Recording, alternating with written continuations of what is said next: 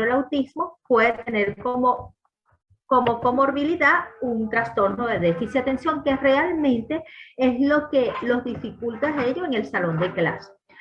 Lo podemos hacer dinámico, pueden ir interrumpiendo, pueden ir haciendo las preguntas, como ustedes quieran. Aquí la idea es aportar y nutrirnos, y como yo siempre digo, cultivar ese cerebro con dudas, con opiniones, porque de eso se trata, que cada vez estemos más en onda, ¿no? Entonces, bueno, comenzando con el tema, siempre es bueno recordar qué es el autismo. El trastorno del espectro del autismo es eso, es un trastorno en donde todos los pacientes pueden llegar a tener síntomas de diferentes niveles en áreas como son el lenguaje, la socialización y la conducta. Teóricamente es un trastorno neurobiológico del neurodesarrollo, se manifiesta durante los primeros 3 años de vida. De hecho, ya hay nueva información que antes de los 12 meses de edad ya podemos ver signos de alarma, de importancia, que nos dice que algo viene con ese neurodesarrollo y que perdura a lo largo de todo el ciclo vital, es decir, hasta la adultez. Pero ¿qué pasa? Que el trastorno del espectro del autismo, igual que el TDAH, son dinámicos, no estáticos, y esto es importante tomarlo en cuenta. Muchas veces tenemos dudas, tenemos preguntas, ¿se va a curar? ¿No se va a curar? Entonces nos enfrascamos en esas ramas y no en la raíz, que aunque es un trastorno del neurodesarrollo, no es una enfermedad, y lo más importante es que si le damos las herramientas necesarias, ellos pueden evolucionar tanto como niños como la familia, porque recuerden que debe ser integral. Muchas veces tenemos estas dudas cuando nos enfrentamos a estos diagnósticos. El trastorno del déficit de atención e hiperactividad también es un trastorno del neurodesarrollo que se caracteriza por inatención, hiperactividad e impulsividad, que aparecen los síntomas antes de los 7 años de edad y que debe ser en varios ambientes. Eso es el diagnóstico que siempre nos han dado. Pero más que saber diagnóstico es entender que no debemos etiquetar, sino saberlo, nutrirnos de estos diagnósticos para poder prestar la ayuda. No se justifica que hoy en día todavía hay adolescentes, hay adultos que no tienen estos diagnósticos, ya sean por desconocimientos, ya sean por creencias, ya sean por mitos. Uno de los mitos muy frecuentes es: vamos a esperar, vamos a darle tiempo, es que el niño es tremendo porque la mamá lo malcría, es que él se parece al padre. Todos estos detalles poco a poco nos van alejando de hacer un diagnóstico precoz y, por supuesto, de un pronóstico. Pero, ¿cuál es el camino que pasan los padres una vez que tenemos un diagnóstico? Son muchas dudas. Primero es dar el diagnóstico. ¿Cómo lo recibe ese padre? ¿Cómo lo recibe ese paciente? Ustedes dirán, ¿por qué estamos hablando de esto si queremos llegar al aula? Porque tenemos que entender esto para poder entender qué pasa en el aula, qué pasa en el aula que nosotros tenemos que ayudar. ¿Por qué esta educación sigue siendo arcaica a pesar de que estamos en pleno siglo XXI, en donde hay cosas nuevas, pero que todavía nos cuesta entender que existen niños con condición y que existen niños sin condición, que todos somos iguales, todos tenemos virtudes, pero que sí identificamos, una vez que usted identifica, coordina y puede ayudar a ese paciente? Pero dentro de los procesos críticos, el año escolar, eso es algo que aterra, produce estrés, produce angustia. Los padres se sienten como que, oh, no puedo, porque si no se consiguen un personal capacitado, llámese maestros, llámese el personal del directivo del colegio, hasta las personas que limpian en el colegio, deben de saber de qué se tratan estas condiciones. ¿Por qué? Porque si nosotros tenemos un niño que de repente tiene un aumento de la actividad motora y necesita salir del salón de clase, o me hace movimientos estereotipados, y la persona que esté en el pasillo de mantenimiento lo ve y lo sabe, más que juzgar o de repente reírse del niño, puede ayudarlo. Ah, se me salió del salón de clase, ya sé cómo hago para retornarlo. Si es un adolescente, se fue al baño solo o puede estar en drogas y tengo que vigilar.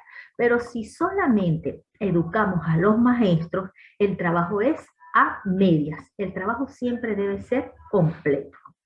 Otra de las preocupaciones que tienen los padres es: los cambios en la adolescencia.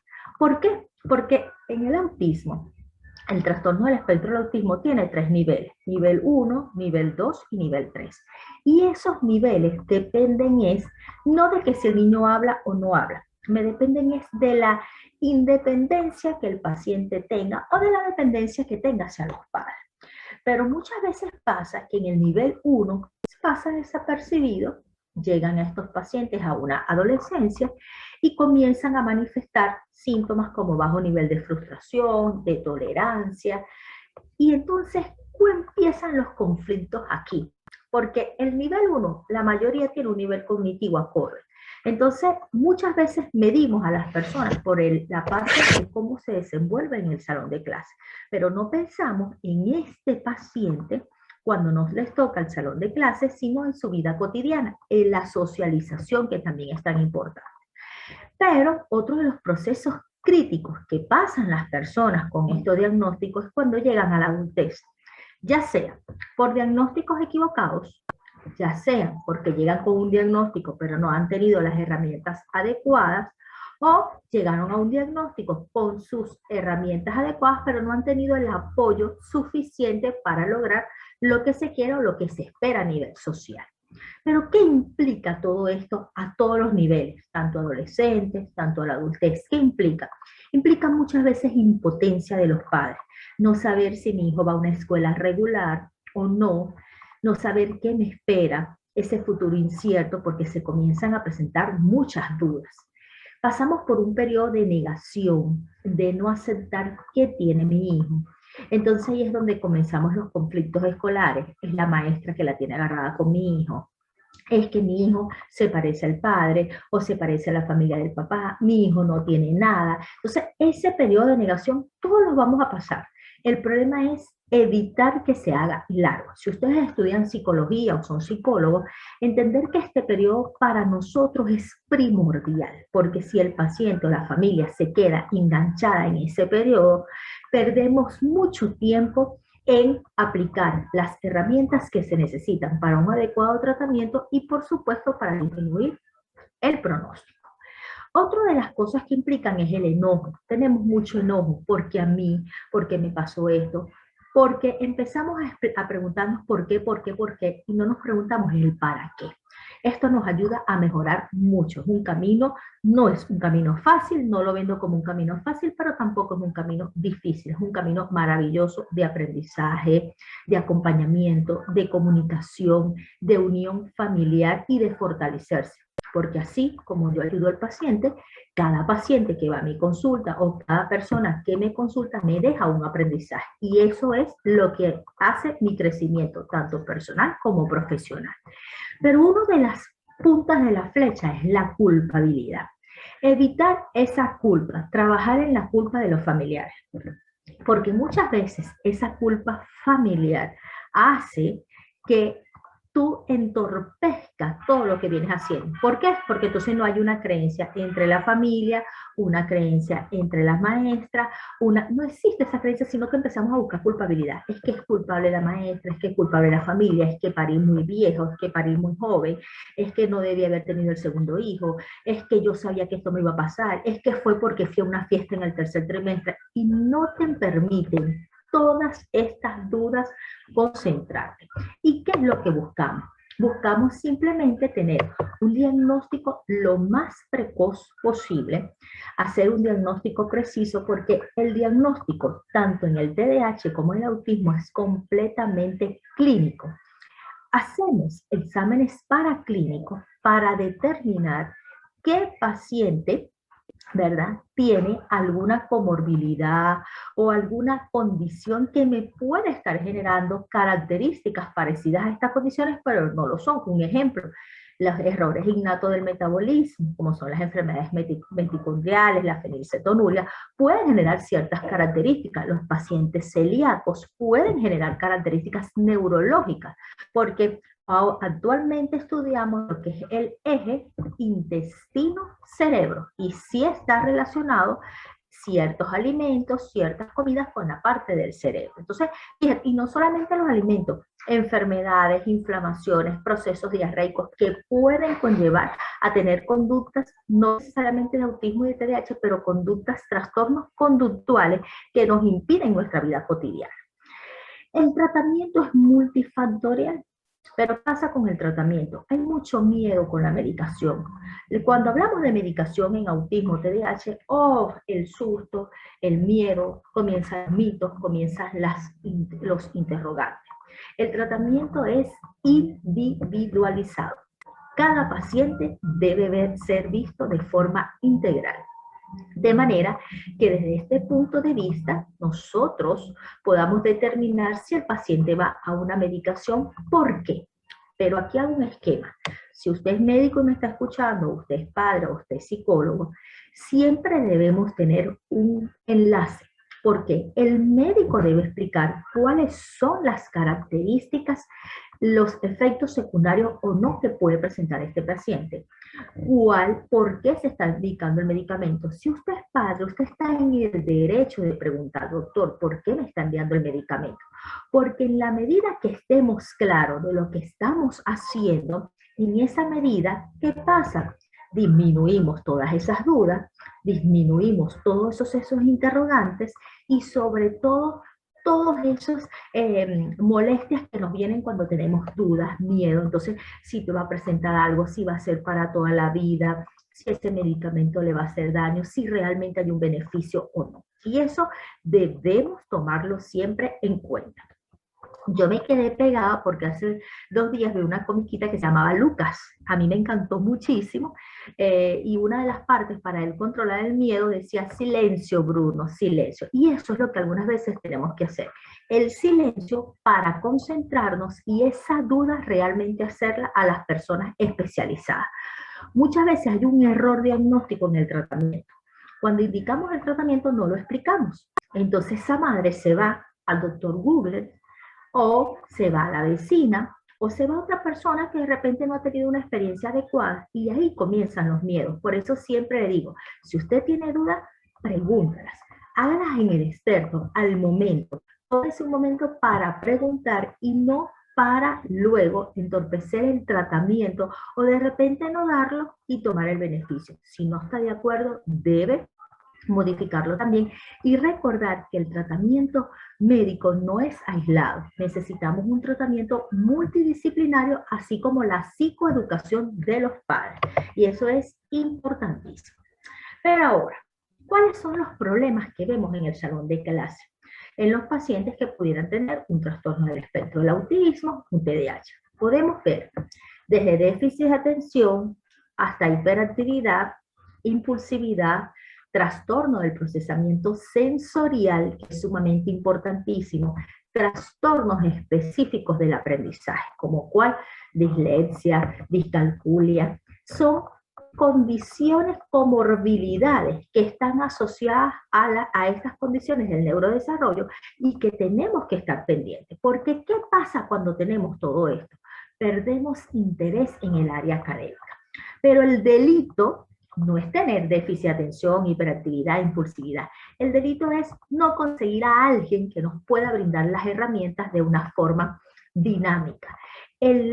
Todo ha cambiado. Así como nos cambió la modalidad de ver clases presenciales y hoy en día nos trasladamos a estas clases virtuales, también hay que tomar en cuenta cuál es la condición que tienen nuestros pacientes frente a esa computadora y si realmente ellos se benefician de eso o yo tengo que hacer periodos de transición, periodos de fortificación, como digo yo, fortificar ese conocimiento, hacer una fortaleza de lo que ellos están aprendiendo y cómo. Entender que la educación es dinámica. La educación no es estática, la educación es dinámica y no todos aprendemos de la misma forma. Por eso siempre mis charlas están muy llenas de dibujos, porque siento que el que es visual me aprende con el área visual y el que es auditivo entiende perfectamente lo que estamos haciendo. También está la parte propioceptiva y recuerden que en el aprendizaje, si hacemos un aprendizaje acorde, armónico, adecuado, ese paciente va a querer aprender. Pero si utilizamos una neurolingüística negativa siempre, o actitudes negativas, o siempre ese paciente es etiquetado que no supiste, no hiciste la tarea, no lo lograste, evidentemente ese paciente también va a tener ciertas rechazo a lo que yo estoy presentando y cómo me están tratando. Pero fíjense, ¿qué va a presentar ese paciente inatento? No solamente va a presentar esto que les voy a leer, no, ya les voy a ubicar un paciente en un salón de clase, porque vamos a ir simultáneamente salón de clase y clases virtuales.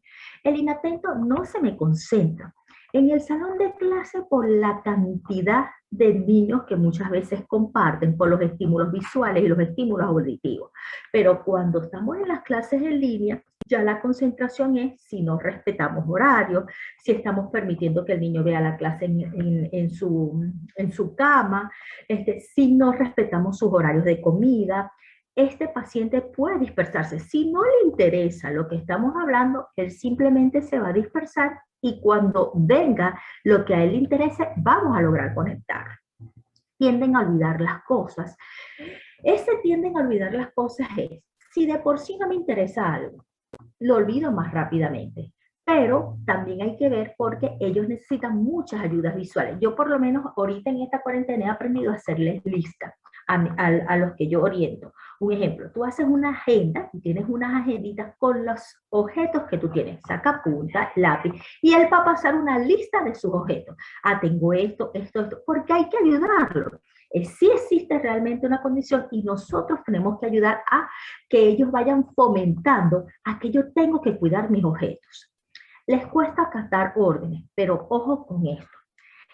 Pasa algo. Nos gusta ver la punta del iceberg, pero no nos gusta ver hacia abajo.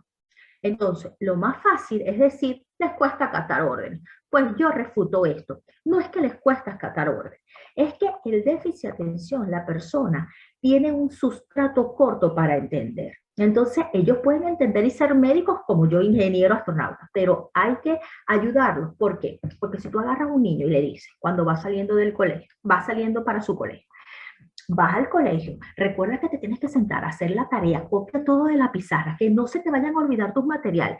Ya ese niño en la tercera orden se perdió. Entonces, no es que les cuesta acatarones, sino que simplemente él dirá, bueno, ya no sé ni que mi mamá está ahí hablando como una loca, y yo, ¿qué hago? O sea, simplemente buscan hacer otra cosa porque ya ellos perdieron la atención en eso. Entonces, tenemos que ser claros, precisos y detallados, que ya lo vamos a ver. Esto es para ir entrando en materia.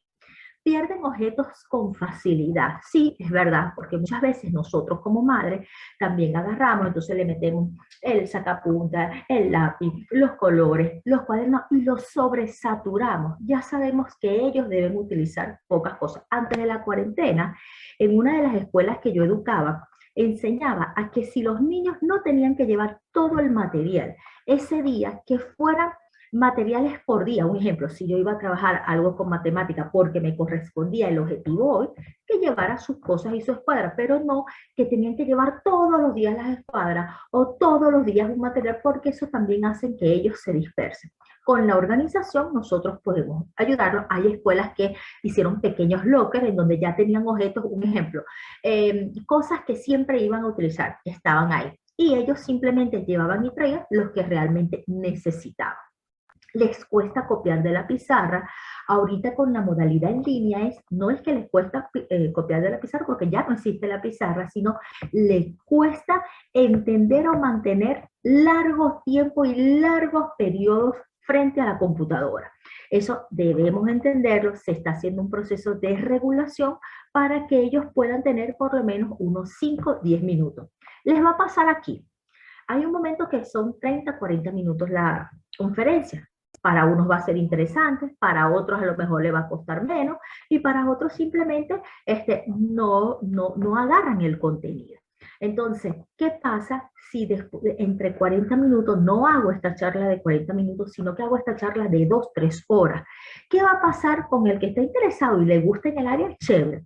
Pero de repente no es que no estés interesado, simplemente que no es la metodología para llegarte. Ya a los 20 minutos, ya te vas a querer desconectar, te quieres parar, porque el cerebro empieza, tienes sed, te estás orinando, y mira la mosquita que está pasando por ahí.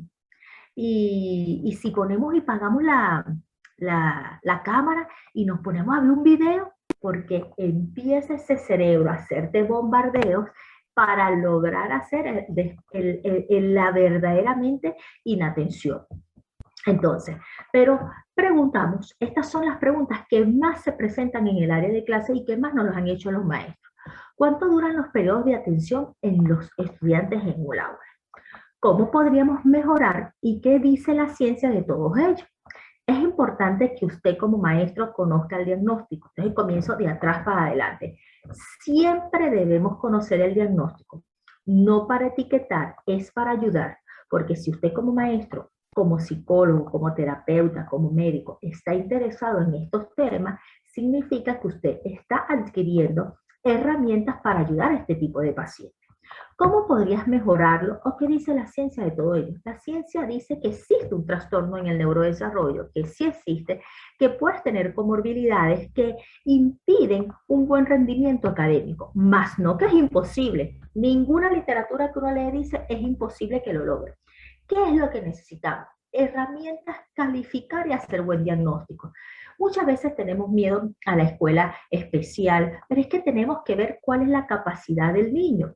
Porque si tú agarras a un niño con un trastorno del espectro del autismo, grado severo, que tiene un bajo nivel cognitivo y me lo metes en una escuela regular, el que va a sufrir es el niño porque ese niño va a estar limitado en su nivel de aprendizaje. Pero si tú agarras a este niño y lo ubicas con un aprendizaje, con una educación adecuada, donde trabajes cuáles son sus debilidades y sus debilidades, ustedes se van a dar cuenta que el rendimiento es totalmente completo.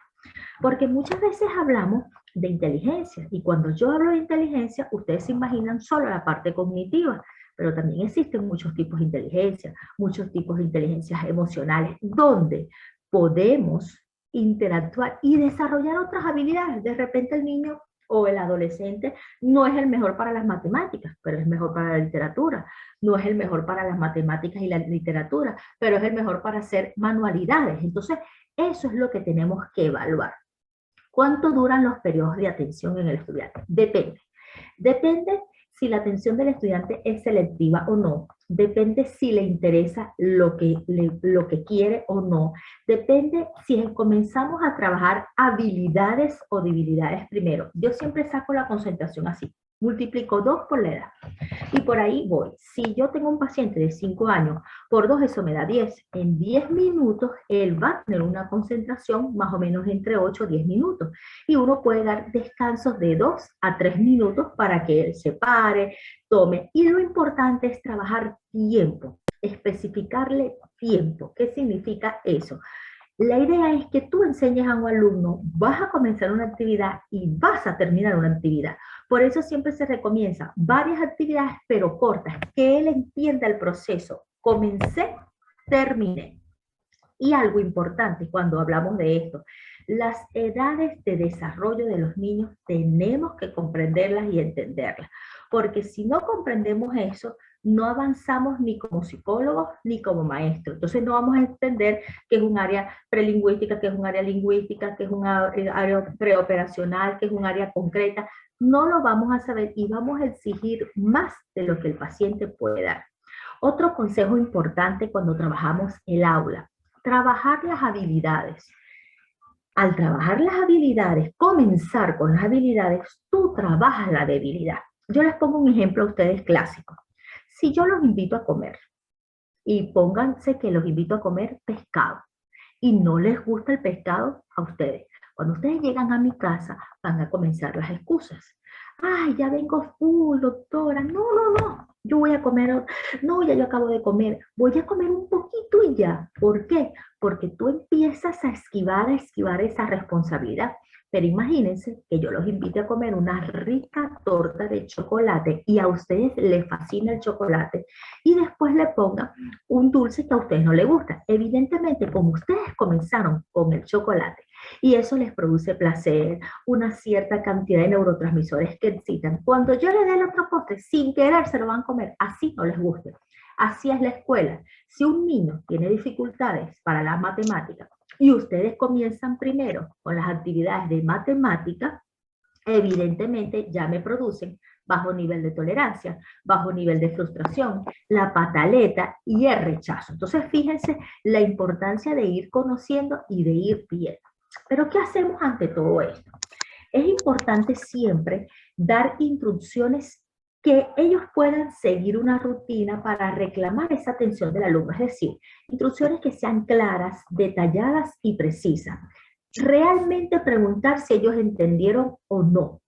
Yo particularmente trabajo mucho pintogramas durante la primaria, particularmente tenga el niño una condición o no, porque hay que ver cómo es ese aprendizaje. Es auditivo, es visual, en verdad me estoy explicando, no me estoy explicando. Yo siento que uno debe romper el hielo. No lo hice en esta conferencia por cuestiones de tiempo mía, pero siempre uno debe romper el hielo, ese calentamiento que debemos hacer antes de entrar a un salón de clase. En el caso de clases en línea, también lo podemos hacer. Podemos comenzar con un chiste, con una anécdota, con un mensaje, porque siempre debemos lograrlo, porque de esa forma llamamos y requerimos atención. Introducir cambios con ciclos, es decir, aproximadamente cada 15 minutos. Es imposible que un paciente, hablando de edad primaria, de 2 a 4 años, sobre todo en esa edad de preescolar, me permanezca sentado al 100%, porque esa es la edad en donde ellos tienen aumento de la actividad motora, motricidad, tienen aumento de la imaginación, tienen aumento de la creatividad. Estoy hablando del niño en cierta forma general. Entonces, ¿qué pasa? Que si tú tienes una condición, estas etapas pueden verse afectadas, pero siempre van a ser niños, siempre la naturaleza va a ser explorar, pararse, y este aumento de la actividad motora te puede impedir. Fíjense este dibujo que les traje aquí. ¿Qué hay que hacer hoy? Eso es importante. Les enseñas tiempos hoy, mañana o qué hicimos ayer. ¿Cómo lo voy a hacer? Entonces se le hace un plan. O sea, que cada niño se haga esta pregunta o ustedes se la hacen de manera que cada uno pueda ir respondiendo. Reviso cómo lo he hecho o cómo lo he realizado y bien, me ha salido bien, he sido felicitado. Porque yo soy de las que digo, utilizamos mucho las benditas caritas feas en las manos o que el niño no hizo la tarea, pero ¿por qué no lo hacemos diferente? No hiciste la tarea hoy, pero sé que mañana lo vas a lograr. No lograste los objetivos hoy, pero sé que mañana lo vas a lograr. Porque pasa mucho. Uno de los grandes problemas en la inatención es que no te copian de la pizarra. Pero eso es un problema. Pero de repente el paciente exponiendo o el paciente hablando o en un examen oral se desenvuelve muy bien. Y eso podemos aplicar. Entonces, yo creo mucho también en los compañeros que ayudan, porque podemos tener un niño con una hiperactividad, pero un buen nivel cognitivo. Este niño puede llegar a pasar a ser sombra de otros niños, ayudarlos a que él también generen ese entusiasmo. Podemos tener trastornos del procesamiento sensorial, que no quiero que se les olviden, porque estos trastornos del procesamiento sensorial pueden hacer que el niño tenga irritabilidad, falta de atención, les molesta todo, se frustran. Entonces, una vez que vamos determinando, por eso es importante que como maestro, como psicólogo, ustedes también estén enterados del diagnóstico que tiene ese paciente. Utilizar pequeñas estrategias de supervisión en los tiempos muertos. Esto es en el caso se presta para las dos modalidades, en el caso de un salón y en el caso de las conductas en línea. Lo normal es que uno está en un salón, ya uno sepa cuáles son sus alumnos, estás en clases en línea, puedes hacer un tiempo de espera y preguntar alguna duda, cómo van. Si ya yo sé que José, por decirte un ejemplo, tiene un déficit de atención o autismo, preguntarle nuevamente, ¿quieres que repita? ¿Vas bien? ¿Entendiste lo que te dije? ¿Puedes repetir lo que te dije? Vamos a ver qué fue lo que entendiste y esto nos permite saber si ese paciente, si ese alumno está en clase, tiene un hilo, me está siguiendo el hilo o no. Si es posible proyectar el tiempo que queda de clase en una pantalla. Eso nos presta para los dos. Puede pasar que yo esté dando la conferencia ahorita y de repente ya se acabó la pantalla. O ustedes no me digan a mí qué tiempo me falta. Y yo me confío y sigo hablando y sigo hablando y sigo hablando. Igual pasan los niños. Lo ideal siempre, yo particularmente, mi experiencia me ha dicho, me gusta decir horas de comienzo y horas de finalización para que ellos vayan teniendo una idea. Y nada a lo brusco. Cuando faltan ciertos minutos para terminar, les voy poniendo sobre aviso y de esta manera su cerebro también se va adaptando de que ya yo voy a terminar, ya yo necesito terminar. Porque, ¿qué pasa? Tenemos que ver ritmos en el salón de clase. No todos tenemos el mismo ritmo, ni de aprendizaje, ni de procesamiento, de velocidad cerebral, no los tenemos iguales. Yo de repente digo ahorita, ¿cuánto es 2 más 4? 2 más 2, entonces uno dirá 4 rápido, el otro pensará, pero no es que no lo sepa, es que va a pensar porque tiene una velocidad de procesamiento de repente más lenta. Entonces, eso hay que tomarlo en cuenta, sobre todo en las clases en línea, porque no tenemos ese contacto, no tenemos esa socialización y necesitamos la unión de los padres, porque es importante fomentar la normativa en el salón de clase y en la casa, que tengan un espacio para ver sus clases, que se respeten los horarios de comida, porque si no lo hacemos, no hacemos absolutamente nada. Cambiar el nivel y el tono de voz durante la exposición, eso también es una de las alternativas importantes, porque si no, no lo hacemos de una forma adecuada. Plantear una pregunta o desafío en la pizarra. En los niños es sumamente importantísimo hacerles preguntas, hacerse sentido de que ellos están ahí, de vez en cuando romper ese hielo, hacerlos también animados, trabajar con juegos dinámicos a través de las madres en las casas. Eso disminuye mucho el nivel de estrés y sobre todo la atención que el paciente puede llegar a tener. Pero ¿qué pautas tenemos que trabajar al momento? Estas son pautas que aunque están teóricamente, nosotros las podemos ir aplicando en cada niño. La claridad, eso es importante. La explicación de las tareas y las actividades que vamos a realizar y no dar sobreentendido nada. Es decir, yo di las indicaciones y yo entendí que todos entendieron. No, siempre debemos preguntar, ¿entendieron? ¿Hay dudas? ¿Cómo les explico? Si el niño es verbal o no verbal en el caso del trastorno del autismo, tenemos que saber si utilizamos pintogramas o no, si al lado de algún texto colocamos dibujo, de manera de que podamos ir ayudando. Lenguaje concreto, preciso y con pocas palabras cuando lo explicamos, porque como yo les decía, más de 3 órdenes el paciente se pierde.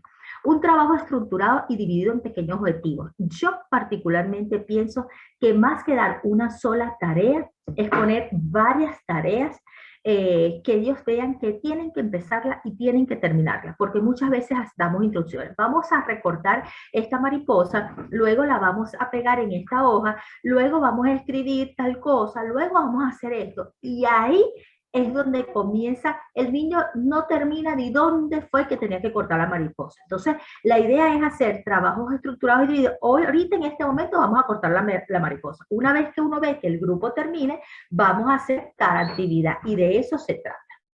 Constancia.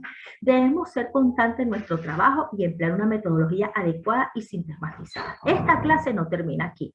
Las dudas es cuando más comienzan aquí, porque ahí es donde uno ve si lo estoy haciendo bien, si lo estamos haciendo mal, si estamos entendiendo o no. Aprovechar sus intereses, conocer sus intereses y preferencias para favorecer la concentración y la atención partiendo de ellos, porque si no lo hacemos, no vamos a lograr ningún objetivo, que es lo que realmente se trata. Entonces, ¿cómo comenzamos? Comenzamos con los intereses de estos pacientes. La motivación, señores.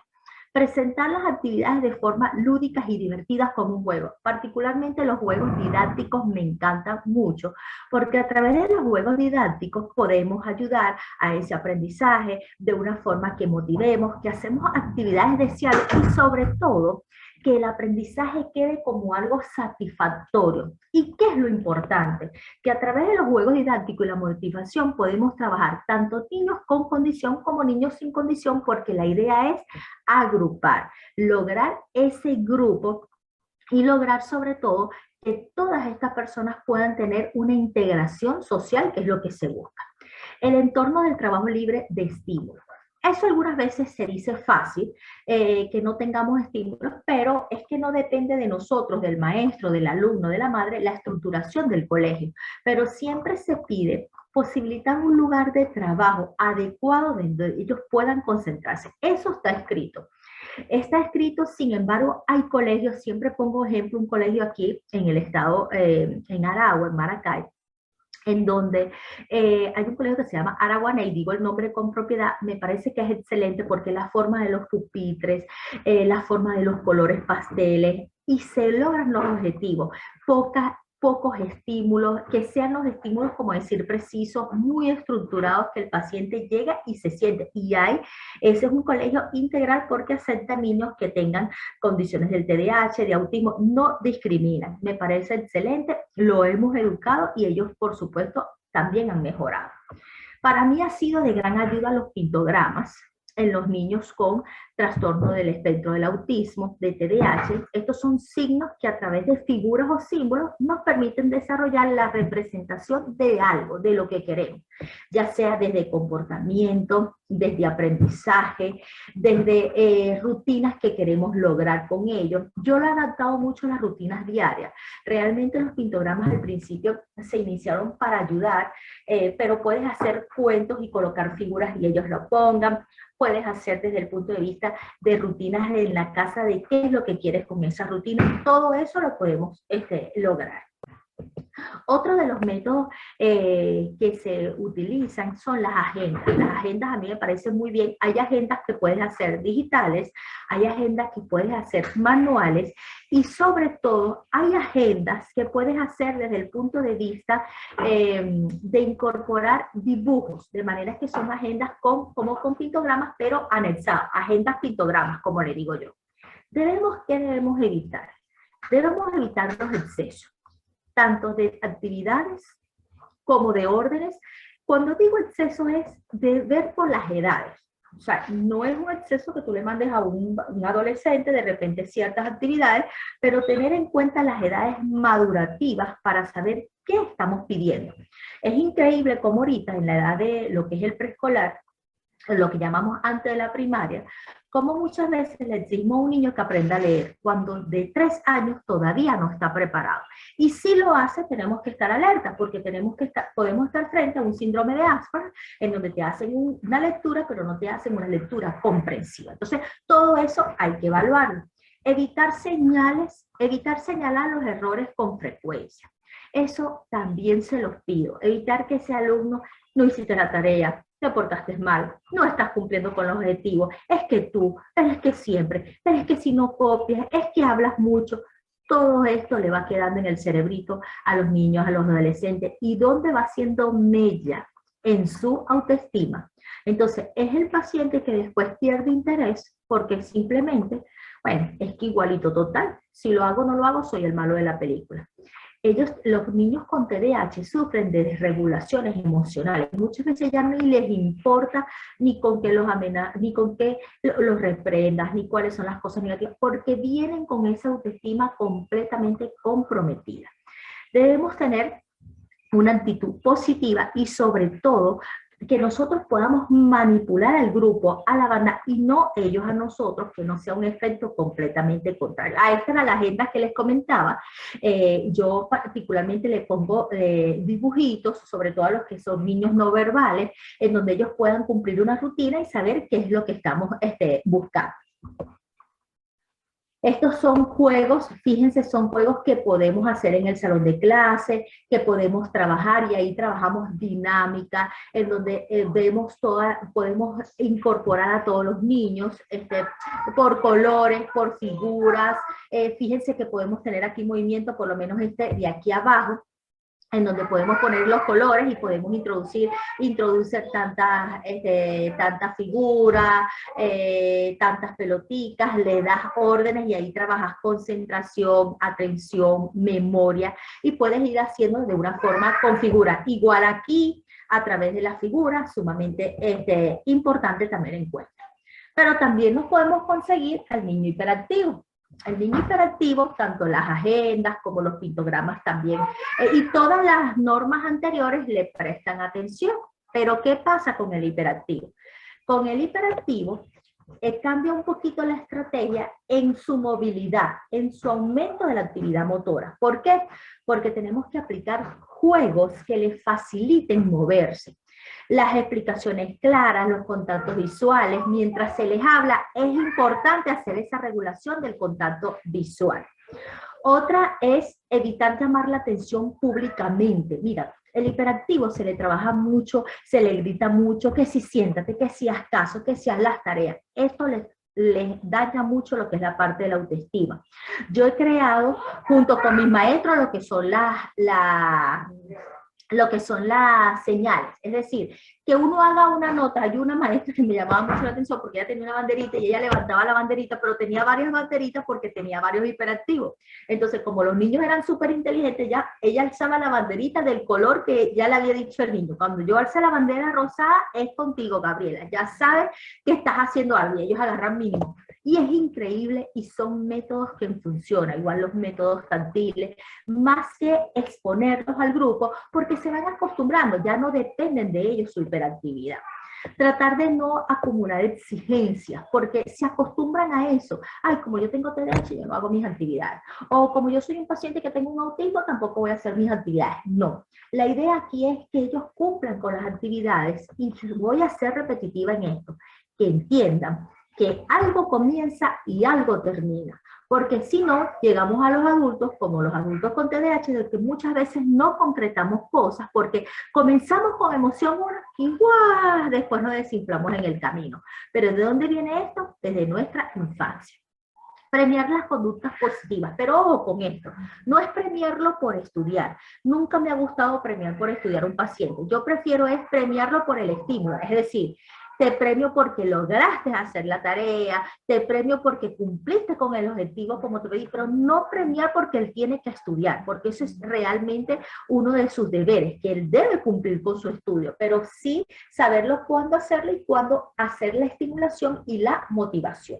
Confiarle en cargos y responsabilidades. Esto es importante en hiperactivos, sobre todo en el salón de clases.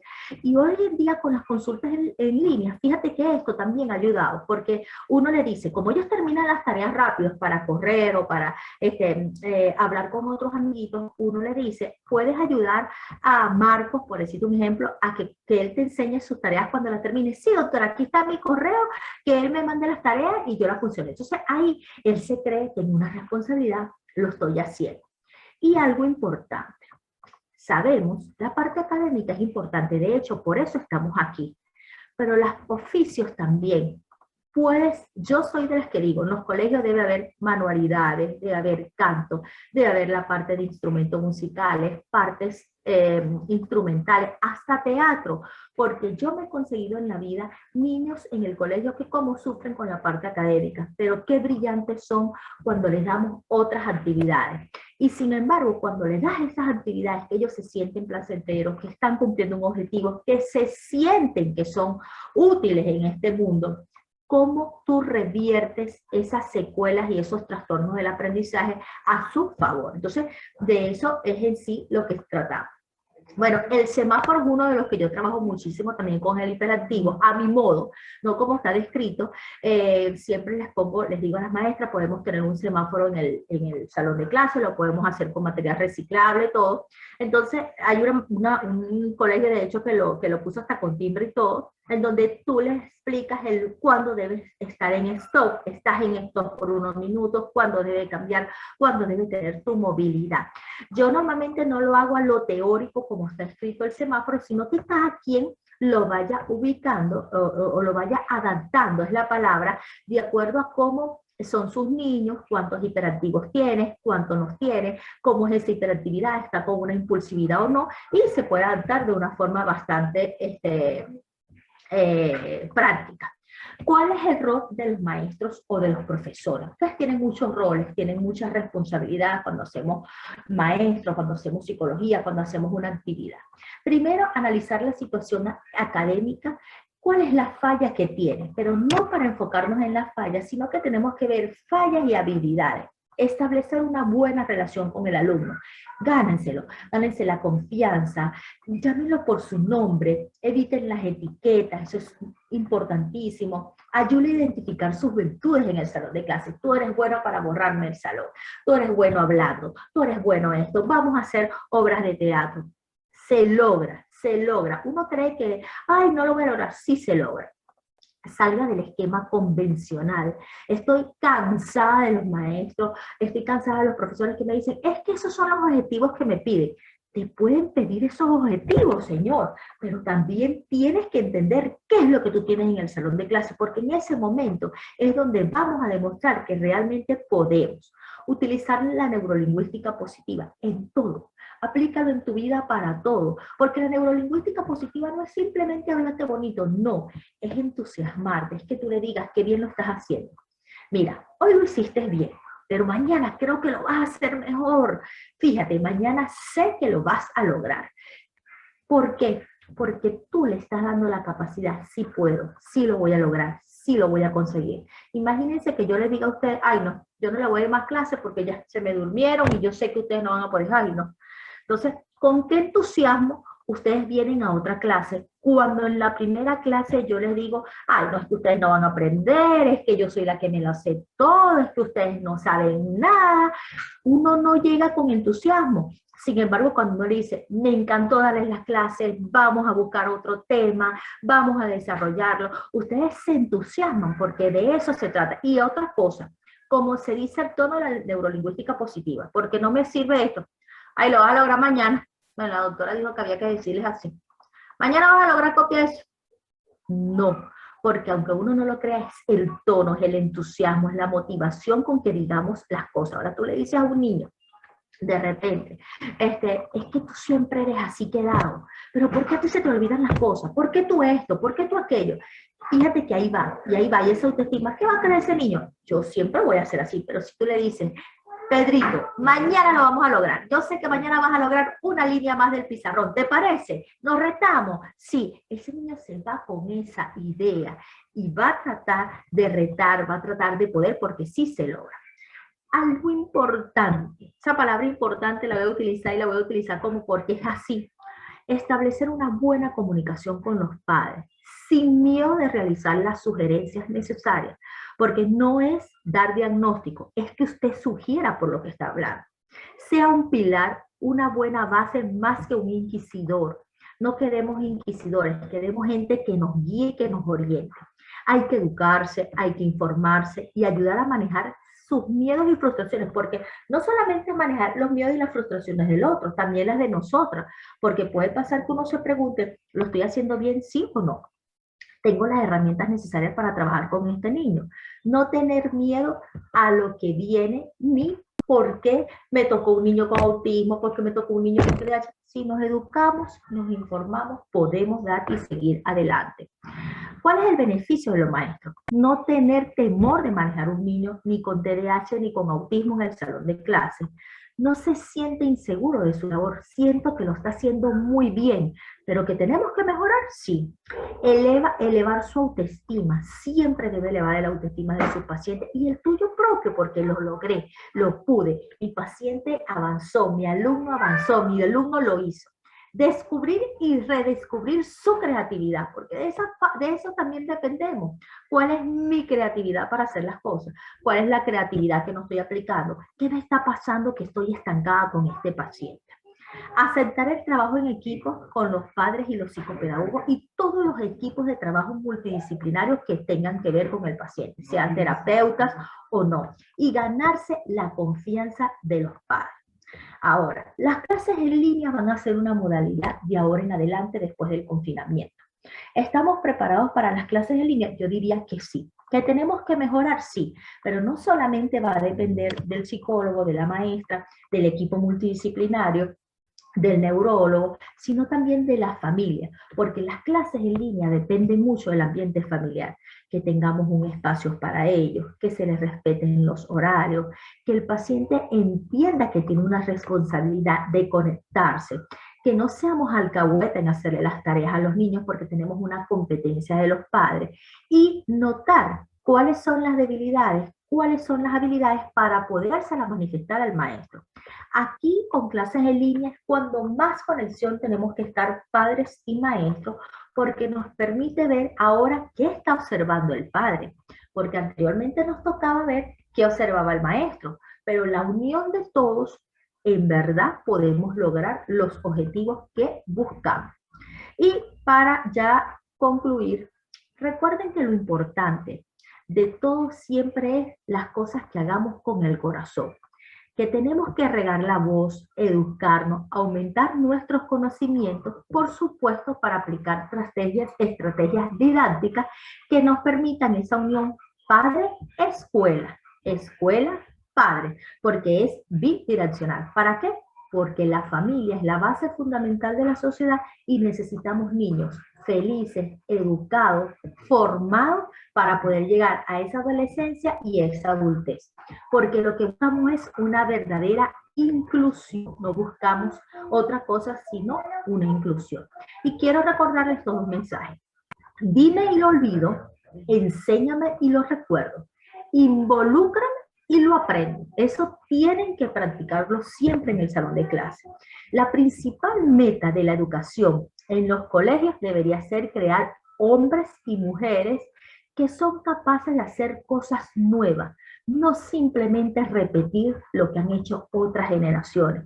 Y de eso se trata, que nosotros impulsemos a nuestros niños, veamos más allá de la condición, no veamos las limitaciones para simplemente anclarlos ahí, sino mirar las limitaciones para ver qué herramienta y qué estrategia yo puedo dar para que ese paciente, ese niño, ese adolescente, ese adulto continúe. Bueno, muchísimas gracias. Y importante es recordar, todos somos clave, todos somos piezas importantes para la formación y la educación de nuestros alumnos. Gracias. Excelente, Gisbelis. Muchas gracias más bien por todo lo que nos has brindado de conocimientos. Creo que esta parte de que nos dijiste, ¿no? Que el TDAH muchas veces viene con la comorbilidad de TEA o ambos vienen juntos, ¿no? Entonces, también veo en el chat que, bueno, están ahí como que agradeciéndote y también nosotros en general. Tenemos algunas preguntas, ¿sí? Que hemos recopilado. De todas maneras, chicos, si es que tienen alguna consulta, saben que pueden levantar la mano o escribirla en el chat, pero vamos a empezar con las que yo tengo acá a la manito, ¿sí? Bien, va tanto relacionar tu exposición con también algunas dudas propias que como estudiante de psicología tenemos sobre esta consulta o interconsulta que hay entre los profesionales en el área, bueno, en lo que mencionaste, ¿no? De trabajar con otros profesionales, ¿no? Por ejemplo, ¿no? Sé que tú eres doctora, en todo caso, por ejemplo, si está la psicóloga en el hospital o, no sé, la trabajadora social, si es que es un niño con bajas posibilidades, ¿no? Para alcanzar una consulta y todo ello.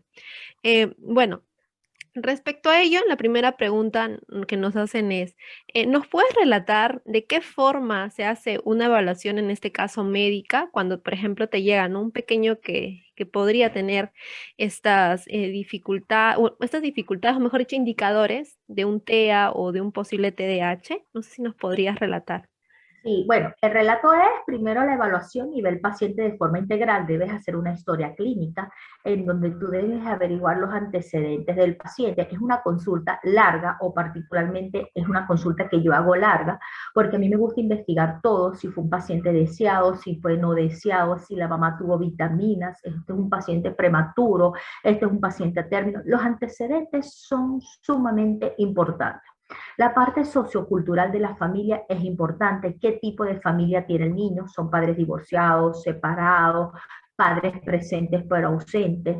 ¿Cómo ha sido? Dependiendo de la edad que el paciente te llegue, tienes que preguntar si es un paciente que ya está escolarizado, preguntar cómo fueron sus años escolares, cómo ha sido su rendimiento o no. Y por supuesto, esa es la evaluación integral, la evaluación neurológica que uno hace para descartar de que exista un daño o no. Los diagnósticos de autismo y de TDAH son meramente clínicos.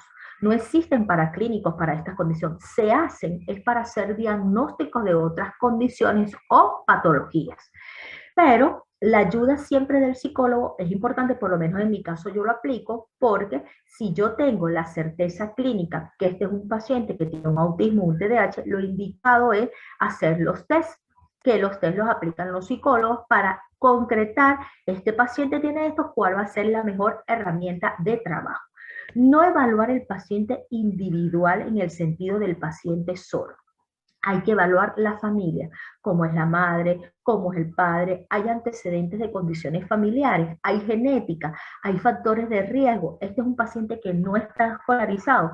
Para la evaluación podemos estar 24 horas hablando, pero en conclusión lo importante es una buena historia clínica, un examen físico y por supuesto hacerle su plan de trabajo de qué es lo que él va a necesitar. Y por supuesto hasta la trabajadora social entra aquí porque tenemos que ver con dónde derivamos ese paciente. Si ese paciente me va para un centro de desarrollo integral que necesite el apoyo económico o simplemente este es un paciente que puedo derivar desde el punto de vista privado. O sea, cómo hacemos esa derivación va a depender mucho de la evaluación psicopedagógica, de la evaluación, perdón, de la parte social y determinar si el paciente tiene otras comorbilidades que me puedan interrumpir en su vida cotidiana o en su vida académica. Muchas gracias, Giseli, por esa respuesta. Hay una pregunta en el chat y nos dice, tengo una consulta, Angie. Refiere, ¿de qué manera se logra la psicoeducación con los padres o las familias de los niños que se les dice que tienen el diagnóstico de TDAH? Sí, por lo menos en mi caso, voy a hablar de mi caso personal. En mi caso, cada vez que yo doy un diagnóstico, yo creo un grupo de WhatsApp de las personas comprometidas con el niño. ¿Qué significa? Si a la consulta fue el padre o la madre solamente, yo pregunto quiénes viven con el niño, si el niño está escolarizado y si ya tienen el nombre de la maestra, dónde es el colegio. Entonces la idea es hacer un grupo y particularmente yo les hablo de qué se trata el diagnóstico, cuáles son los factores de riesgo, cuál es la conducta que yo espero y cuáles son los objetivos por niveles que yo quiero mejorar en el niño. Un ejemplo, tengo un niño de 3 años de edad que no me hace contacto visual, no tiene un buen lenguaje, entonces uno le explica el por qué, cuáles son los criterios para yo determinar el autismo, porque de ahí empieza la psicoeducación, cuando no solamente das un diagnóstico, sino que también involucras al padre en el diagnóstico. Porque de qué sirve que yo sepa mucho como neurólogo, pero no le explico al padre a qué se está enfrentando, cuáles son las herramientas que ellos tienen que tener, cuáles son las estrategias, porque si no voy a tener perdida la batalla, porque voy a ver al paciente solamente y no voy a involucrar a la familia. Recuerden que en nuestros países latinoamericanos hay muchas creencias y muchos mitos. Entonces, ¿qué pasa? Si nada más va la mamá y yo la educo nada más a ella, pero no educo al grupo familiar, comienzan las abuelas, ay, eso es así, déjalo tranquilo porque es el tío. No, chica, tiene 2, 3 años y no habla, vamos a esperar los 5, porque eso es así, el niño va a hablar. Él no mira los ojos porque él es antipático, ¿qué le pasa a esa doctora? Él es así, él revira los ojos porque el niño es así. Entonces, si tú empiezas a educar, le explicas el por qué él está presentando esa conducta, qué podemos mejorar, que sí lo vamos a lograr, que necesitamos la integración de familia, maestros, equipo de trabajo y sociedad, este paciente puede ser incluido y como le digo, le evitas sufrimiento porque evitas que sea etiqueta de estigma social y eso es lo que se trata. Excelente, Giseli. ¿Nos puedes brindar unas preguntitas más? La verdad es que es muy enriquecedor escuchar la perspectiva de un área médica porque tiene que ver mucho, ¿no? con ese trabajo interdisciplinario que hay. Hay una consulta que es muy curiosa, que es la siguiente. Cuando le llega una consulta médica para un pequeño, vamos a poner 2 años, no, muy poco creo, para que entre al preescolar, sus 3 añitos. El tipo de consulta por el que llega el pequeño es una evaluación general, una evaluación médica general, es decir, ¿qué tipo de consulta tendría este pequeño para que le den el, no sé, Okay. certificado o algo así para que vaya al colegio? A mí los pacientes que me llegan son porque me lo refieren. Es el paciente que me refiere porque ya el pediatra ha notado que tiene un signo de alarma o porque lo vio primero el psicólogo y notó que hay un trastorno de la conducta o porque es referido por la propia familia, porque tiene otros padres y ya comparan. Entonces comienzan como decir ese proceso, ¿ok? Cuando uno hace la evaluación, ¿qué tienes que ver? Cuando el neurólogo se encarga de ver la parte evolutiva del paciente. Entonces, ver si este es un niño que tiene signos de alarma o no, si realmente tiene un criterio para un autismo o no, o otro signo del neurodesarrollo. Entonces, uno hace una primera evaluación, pero no para etiquetar ni nada, sino para ver, porque tienes que ver si esta conducta que tiene el niño es en todos los ambientes, si esta conducta solamente es en casa o en mamá. Esos signos, como decir, que nos alertan, ¿ok? Entonces, ¿cuándo nosotros referimos al paciente a la escuela? Siempre. Siempre un paciente debe tener la estimulación escolar, siempre. Porque no podemos decir, ay, porque un paciente no tiene lenguaje no verbal, no me puede ir al colegio. O porque no me tiene contacto visual, no me puede ir al colegio. Porque se ha demostrado que el colegio es uno de los primeras terapias que el niño hace. ¿Por qué? Porque está con niños de su edad, porque se entiende. No sé si les he respondido la pregunta, pero la idea es hacer una primera evaluación. Si vemos que tienen signos de alarma, se pide una segunda evaluación. Si el paciente lo vemos no me tiene una segunda alarma, simplemente sigue y viene a sus evaluaciones controles. Pero cuando derivamos a un centro de desarrollo integral o a un centro de equipas de terapeutas, ¿cuándo lo derivamos? Cuando este paciente persiste con la sintomatología en diferentes ambientes y que esté comprometido. Nosotros decimos, mira, sí, vamos a hacer una estimulación temprana o vamos a hacer la estimulación que el paciente requiere de acuerdo a la área para que me pueda mejorar. Genial, Gisbelis. Sí, y bueno, ya para cerrar, porque seguro que ya hemos pasado el tiempo de las preguntas, esta es una pregunta sobre los medicamentos que mencionaste que va a depender de cada chico, pero en este caso, ¿no? Si, por ejemplo, es un chico con trastorno del espectro autista, no sé, tiene conductas autolesivas tal vez, o yo estoy poniendo un caso, no necesariamente ellos, sino en consulta general que tú tengas, ¿hay algunos medicamentos que tú recetas o en todo caso Sí, son como que los sí. más principales? Podemos recetar dependiendo del caso. Como te dije, hay que individualizar. Si ya es un paciente que hemos estudiado bien, que hemos evaluado, que sabemos que tiene conductas agresivas con él, con otra persona, si es un paciente que tiene una hiperactividad excesiva, que a pesar de la indicación de la dieta, de ayudarlo, de que la madre ha cambiado, de que está recibiendo las terapias, el paciente puede tener una medicación que va desde la risperidona, que es un antipsicótico, pero que está aprobado por la FDA para los trastornos de lo que es la hiperactividad y el TDAH. Depende de lo que el paciente presente. Si tiene un déficit de atención que ya es acentuado, que impide en su vida cotidiana, puedes utilizar la atomocetina o el metilfenidato, lo que conocemos el metilfenidato como Concerta, atomocetina como la estratera. Existen otros medicamentos, podemos utilizar melatonina en el caso de que existan trastornos del sueño que también impiden a un buen aprendizaje, las vitaminosis. Entonces, cada paciente se va a individualizar y no es en la primera consulta donde uno decide hacer la medicación. Siempre les digo, no hay que irse a lo rápido, hay que evaluar, hay que pedir cambios familiares, porque de repente es un niño que es agresivo, se hace daño a él, porque de repente el niño tiene un bajo nivel de frustración que nadie ha entendido, nadie lo ha evaluado, o tiene un trastorno de procesamiento sensorial. Y si yo le puedo poner la medicación, pero si yo no llego al fondo, sino que solamente veo la punta del iceberg, eso va a ser una medicación, un fracaso de la medicación. Entonces, aquí lo importante es, insisto, antes de llegar a la medicación, la psicoeducación de los padres, la parte psicopedagógica que tenemos que aplicar y evaluar en conjunto, porque yo he tenido por lo menos pacientes con trastorno de procesamiento sensorial que ellos cuando van a tocar algo son toscos, tienen cierta torpeza o son muy toscos, entonces se confunden mucho con el paciente agresivo.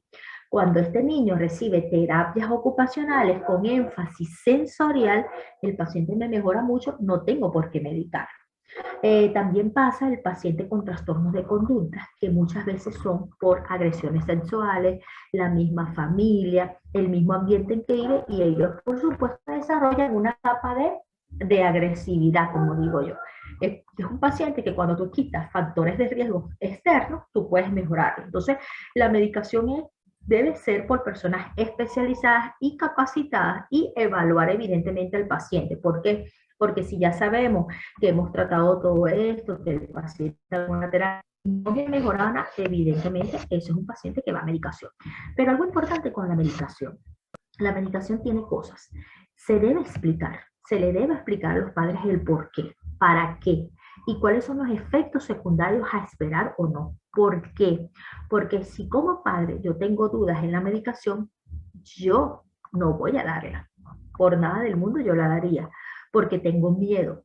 Entonces, si uno le explica, le habla de periodos, porque ¿cuánto es el tiempo para nosotros decir voy a medicar a un paciente? Mira, puede ser desde meses a años, pero eso nos lo va a decir la evolución del paciente. Yo no te puedo decir aquí en una consulta el primer día, mira, te voy a poner tratamiento y eso va a durar exactamente 6 meses. No, siempre les digo y les explico cómo lo vamos a ir viendo, cómo lo vamos a ir evaluando. Y algo importante, siempre hablar de los efectos secundarios. No para tenerle miedo, pero sí para que esa madre esté presente. Por decirles un ejemplo, uno de los efectos secundarios de la risperidona es la salivación. Entonces puede pasar que tú no le explicaste eso a la mamá, el niño empezó a salivar y uno se asusta y ¡pum! Suspende la medicación. Si uno le explica, esto va a pasar y de repente en una semana desaparece, si persiste tienes que volver a comunicarte conmigo, esa señora está más tranquila en el momento que ese efecto secundario aparezca. Pero imagínense que ustedes no le explican que cuando tome atomoxetina o atomestrateras, que es lo mismo nombre genérico y nombre comercial, entonces el niño perdió el apetito por completo, que es uno de los efectos secundarios que nos gustan, no se lo explica y esa señora vuelta loca porque no tiene apetito, el niño está en una depresión y resulta que es un efecto secundario del medicamento, pero no nos tomamos el tiempo para explicar. Por eso las consultas desde el punto de vista neurológico mías son largas, porque hay que saber explicar todo desde una simple alergia hasta una simple pérdida del apetito. Excelente, Gisbelis. La verdad es que creo que muchas de nuestras dudas han quedado saldadas con todo lo que nos has mencionado. Has dado un enfoque así bien grande, más las preguntas creo que hemos llegado ahí Qué en lo bueno. justo donde queríamos. Noemí, no sé si es que tuvieras algunas otras palabras para finalizar. Gracias, Rocío. Sí, gracias, Rocío. Yo aprovecho en hacer una consulta muy puntual, Belicia, para cerrar, como mamá, y algo muy real que me pasa. Y finalmente ya un reconocimiento que te hemos preparado aquí y ya te dejamos tu domingo. Te agradezco muchísimo. Mira, a mí con Tomás, me pasa, sabes que Tomás es mi hijo, el TDAH, por el que estamos todos aquí, el culpable de todo. Entonces, a él tuvo una etapa muy difícil en la infancia y creo que lo he contado, tuvo problemas con la matemática. Las profesoras que le tocaron, lo mandaban a dormir al fondo, terrible, ya terrible. O sea, ha tenido experiencias de verdad muy feas con la matemática, no le ha ido bien. Y ha crecido pensando que es malo para la matemática, pero cuando he puesto a un profesor particular para que lo ayude, el profesor me dice, señora, él entiende muy bien. Mi hija, María Paz, que es ingeniero, lo ha ayudado en algún momento, yo también lo he ayudado en algún momento, y no es malo, o sea, pero él ha crecido creyendo que es malo. Cuando le ha tocado en esa etapa ya que está frente a la universidad a decidir qué carrera, él elige, inconscientemente se va al o sea, el mayor valor que toma en cuenta para decidir qué carrera seguir es ¿qué tanta matemática tiene? ¿No hay mucha matemática? No, no, entonces no, ¿no? Donde menos matemática haya. Entonces, yo ahora he contratado a un profesor para él, nuevamente, que le haga un repaso de la matemática, pero con la misión de que me dé un diagnóstico, ¿no? Un diagnóstico como alumno, ¿no? Si realmente es malo o si es que le tiene miedo o que no solamente con un poco de práctica mejora. Y en base a eso ya yo poderlo orientar mejor, pero le sigo diciendo, tú no eres malo para las matemáticas, has tenido mala experiencia, se te ha quedado grabado un mal recuerdo, ¿no? Has tenido malos precedentes. ¿Cuál es tu recomendación? Fíjate, Noemí, el volver a enamorarse de la materia, lo estás haciendo muy bien, buscaste un profesor, tuvo una mala experiencia.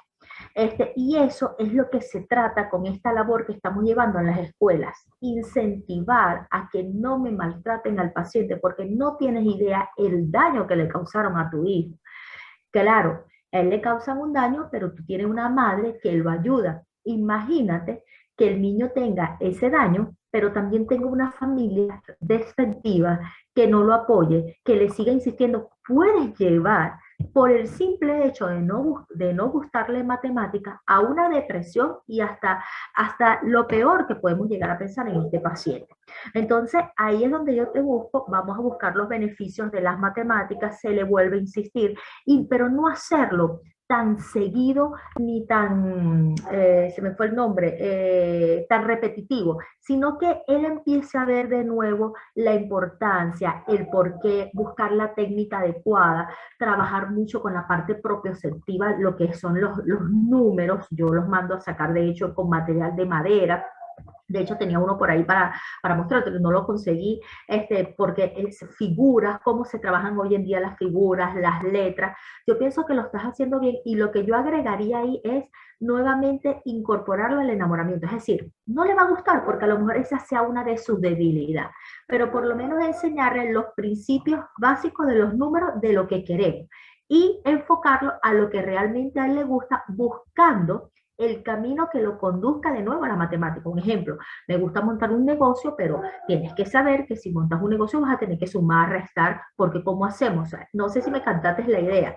Y buscando a través de su habilidad, trabajar esa debilidad que está presentando con las matemáticas y ir buscando la forma, también importante, Noemi, de ir dándole a entender por qué, mira, sí, lo que tú le estás hablando, eso sí hay que hablarle claro. Tuviste una mala experiencia, de aquí tienes que sacar este provecho y así vamos, porque fíjate, de las malas experiencias también aprendemos, de las malas experiencias entendemos y de las malas experiencias nos van dando, como decir, ese aprendizaje para ir desenvolviendo en lo que los demás nos corresponda. Y te aseguro que él, cuando tenga más capacidad o más, va a desechar las matemáticas porque va a aceptar solamente lo que le gusta y ya.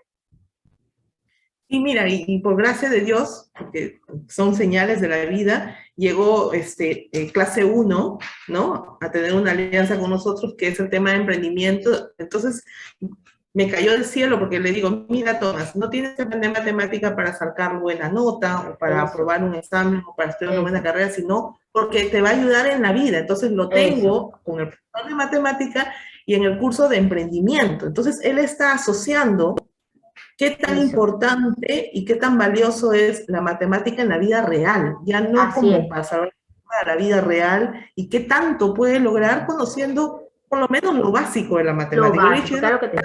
No quiero que seas un matemático, pero quiero que entiendas que es importante para la vida. Entonces por ahí lo he agarrado y como que ya le está agarrando gusto, poco a poco. Gracias. Mira, corazón, deja de compartir porque quiero compartir un reconocimiento que tenemos preparado y, por favor, para... Ya dejo de compartir, Noemí, porque tengo aquí... Por favor. Ya va. ¿Cómo es que dejo de compartir aquí? Aquí. Ya va. Ahí es que no quiero. Ajá. Listo. Y de aquí, y váyanse peinando, chicos, porque nos vamos a conectar para encender nuestras cámaras para tener una fotito de recuerdo, ¿ya? Mira, Yubelisa, ahorita te preparé rapidito este reconocimiento. Le puse este tejido, porque lo que estamos haciendo, tú sabes, tú y yo tenemos el mismo espíritu con Rocío y todos aquí de tejer redes y que unirnos para crear algo que yo sé que está en la mente de todos nosotros, que la neurodiversidad sea más valorada, ¿no? Bueno, dice reconocimiento, el Círculo de Neurodesarrollo reconoce y agradece a la doctora Yibelisa Salazar por la capacitación virtual de nuestro grupo de voluntarios. Volcant es el nombre de nuestro grupo de voluntarios, porque antes éramos Círculo de Apoyo al Neurodesarrollo y se quedó así. Era voluntariado del Círculo de Apoyo al Neurodesarrollo, y como suena bonito Volcant, se quedaron bautizados como el grupo Volcant, que es el grupo de voluntarios. Mira, y es que somos así, porque venimos de ese, como digo yo lo asocio a volcán, venimos de todo ese volcán de conocimientos, de aprendizaje, y que cada vez aumente más, que no quede aquí. Exacto, dice, con el tema autismo en el aula, logrando motivar un espíritu de gestión de cambio en nuestros voluntarios. 29 de Bello, agosto, bello. ahí firmamos las dos, Rocío y yo, y ya te lo envío ahorita A mi correo. Esta red, te lo envío a tu correo, y vamos a encender las cámaras, siempre agradeciéndote. Tú sabes lo que opino de ti, que eres un gran ser humano y te quiero muchísimo, y siempre que te veo tengo ganas de abrazarte, que va a ser muy pronto. Tengo fe que va a ser muy pronto. Claro que sí. Quiero ir a Perú, quiero ir a Perú. Ahí está Alicia, muchas gracias Alicia por acompañarnos. Alicia, qué lindo, han venido también. Ay, han venido del grupo de la comunidad, qué bonito, qué bonito. Por ahí le he visto a Susana, Jessica también, no sé si todavía están o ya habrán salido. Hola Jessica, ay, la Susi ya se fue, tan linda, siempre está Susi, ya ha salido. Ve, en la próxima foto seguro sale. Muy bien, chicos. Bueno, sí. ¿Algún otro más voluntario va a prender su camarita? Estaríamos agradecidos. Ahí está Angie. Hola Angie, ¿qué tal? Ay, Angie está trabajando, Angie. Ahí está presente. Ahí está Omar, Pilar también. Su Luz, ¿qué tal Luz? Flavio, Selena. Pilar es de la verlos, comunidad. chicos. Pilar, qué gusto. Camila, qué lindo. Qué lindo verlos. Y ahora sí. Causachi, ¿cómo es? Causachu, ¿no? Muy bien. Contamos hasta 3, entonces, a la cuenta de 1, 2. A ver, espérense. Un momento, no escriban en el chat, por favor, porque si no va a salir el comentario. No escriban. A ver, un momento, voy a... Ya. A la cuenta de 1, 2 y 3. Ya, y si quieren una con así normal, a la cuenta de 1, 2 y 3. Muy bien, chicos, ya está. Muchas gracias. Nos quedamos con el equipo de marketing o hacemos un aplauso para la doctora Giseli, chicos. Gracias. Un aplauso para Giseli. Muchas gracias, Giseli. Gracias a ustedes. Muchas gracias. Ok, listo. Ok, Giseli, no sé, es tu domingo y no te quiero interrumpir, ya se fue, ya salió, ¿no? Sí, ya salió. Genial. Noemí, nos quedamos un ratito con el equipo de marketing. ¿Sí? Bye, Jessica, bye, chicos, bye, gracias por estar. Bye. Muy bien. Ya está. Bueno, marketing. A... Y ahí estamos con marketing. Sí, solamente son cosas puntuales con los chicos de marketing. Hola, chicas, ¿qué tal? Ya vamos, después tendré una retro sobre eso.